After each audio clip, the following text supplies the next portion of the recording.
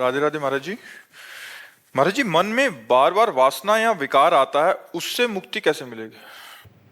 जब तक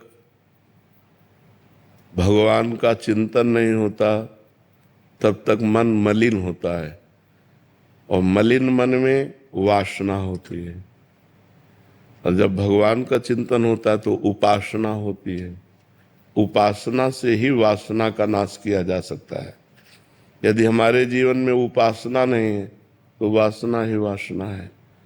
अगर हम वासनाओं में उतरते हैं तो और खतरा है, उसकी कभी पूर्ति नहीं होती। जितने वासनाओं को कंट्रोल में नहीं कर पाए वो सब जेल में भरे हुए हैं या नरक जाते हैं, दुर्गति को प्राप्त होते हैं। वासनाओं का कंट्रोल करना ही मनुष्य जीवन को उन्नति में पहुंचाना है। तो वासनाओं को कंट्रोल किया जा सकता है भजन के द्वारा। बिना नाम जप के हम वासनाओं से निवृत्त नहीं हो सकते। नाम जप खूब करो। नाम जप करने के लिए पवित्र भोजन चाहिए। यदि अपवित्र भोजन पाओगे तो नाम जप नहीं होगा। मांस बनने वाले होटलों में भोजन पाओगे, गंदे तरीके से बने हुए पदार्थों को पाओगे तो तुम्हारा स्वास्थ्य ठीक नहीं रहेगा, तुम्हारा चिंतन ठीक नहीं रहेगा।